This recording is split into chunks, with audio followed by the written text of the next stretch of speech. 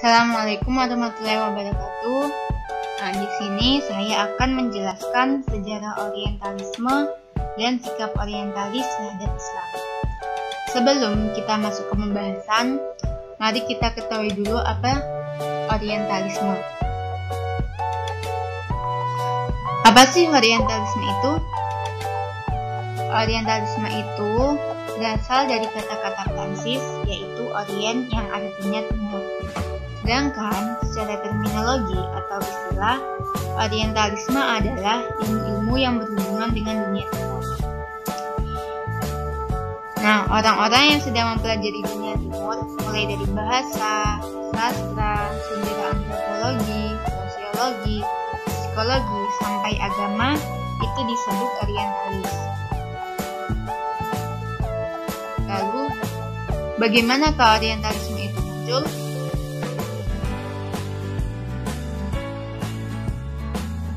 Orientalisme muncul disebabkan karena adanya studi-studi yang dilakukan oleh ilmuwan barat tentang ketimuran, baik itu berupa sastra, sejarah, adat istiadat, politik, lingkungan, maupun agama di timur Asia termasuk Islam.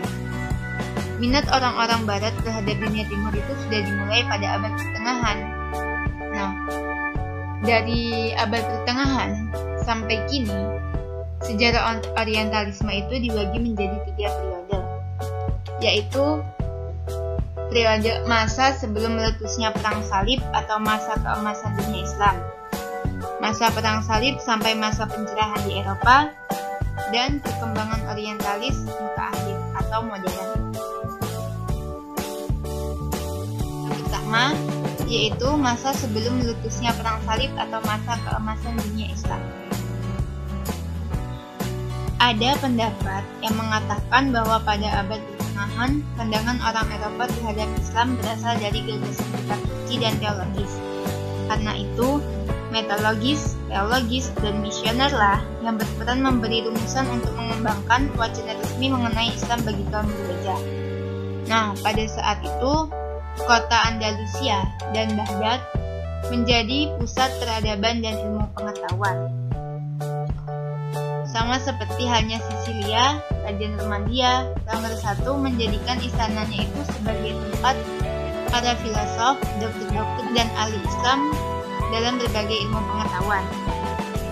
Peradaban Islam pada masa itu tidak hanya berpengaruh bagi bangsa Eropa yang berada di bawah atau bekas kekuasaan Islam, tetapi juga bagi bangsa Eropa di luar daerah itu.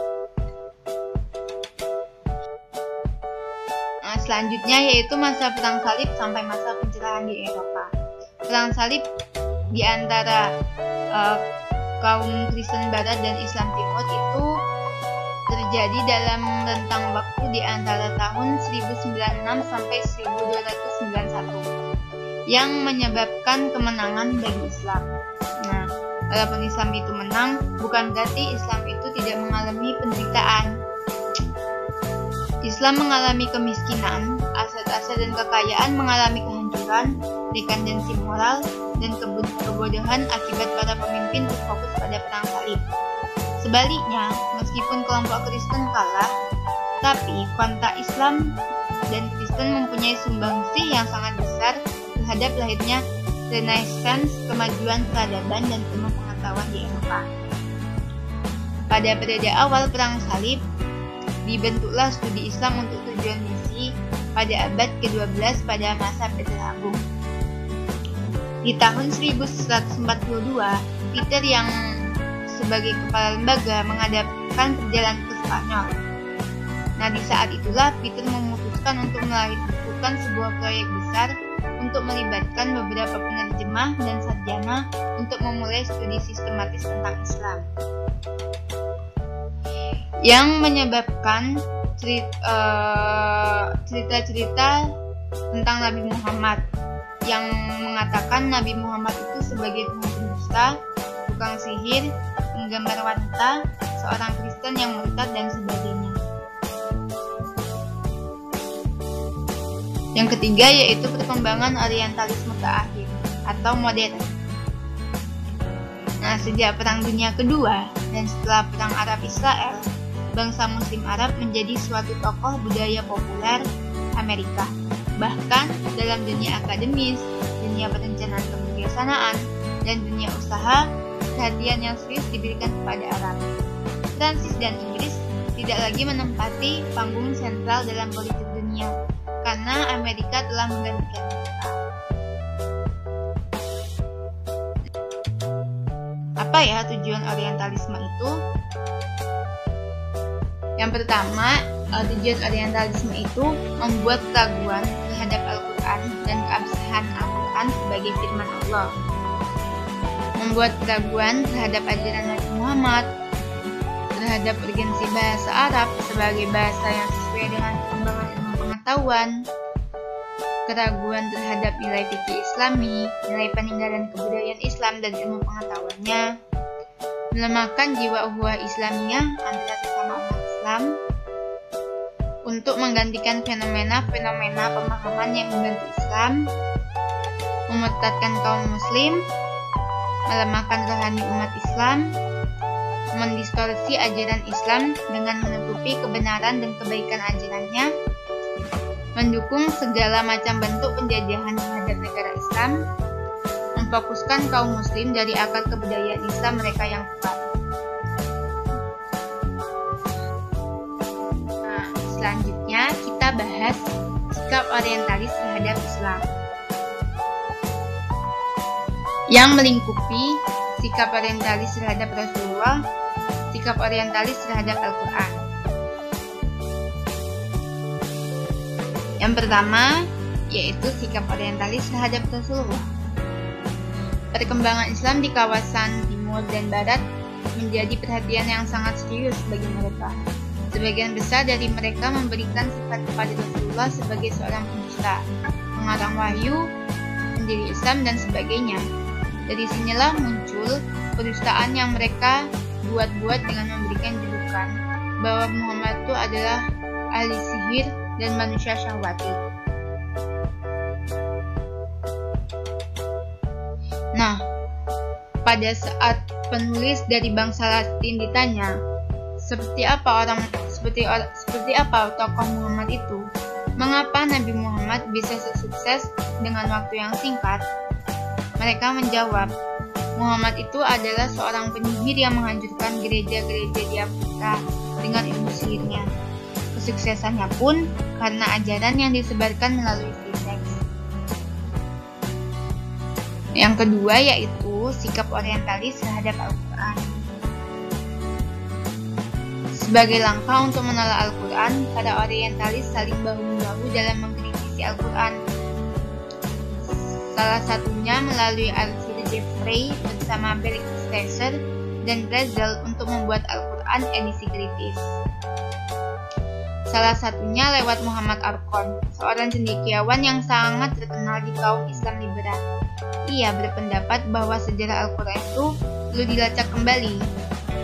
Nah, ia juga memuji langkah-langkah yang dibuat para orientalis sebagai sebuah kemajuan terhadap perkembangan pemikiran dan studi keislaman.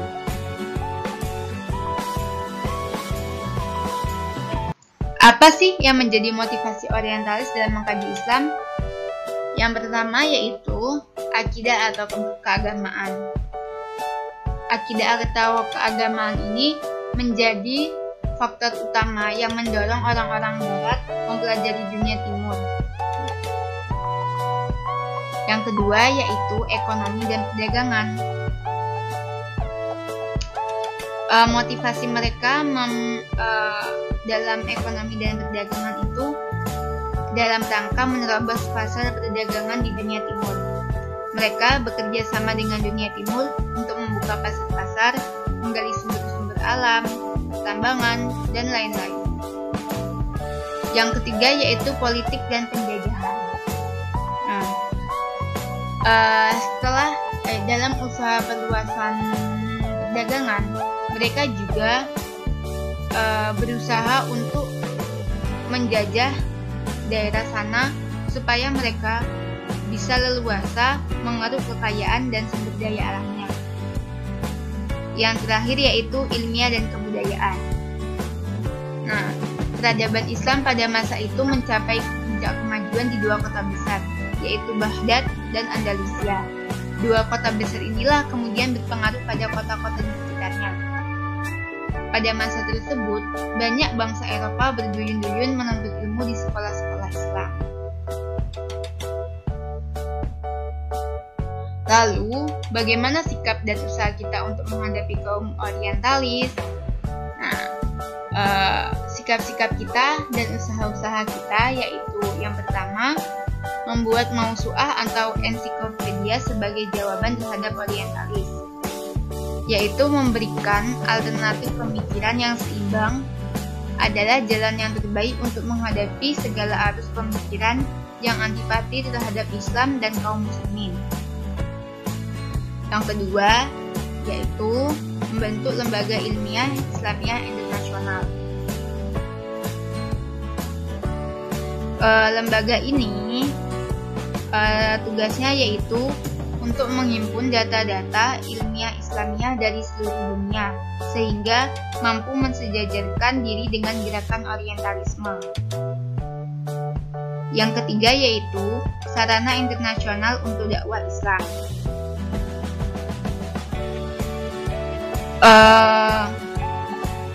Sarana dakwah Islam ini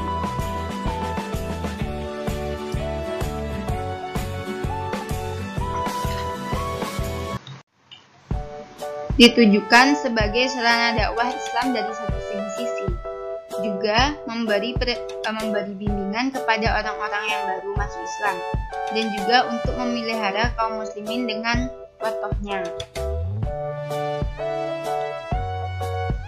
Selanjutnya yaitu dialog dengan orientalis yang jujur.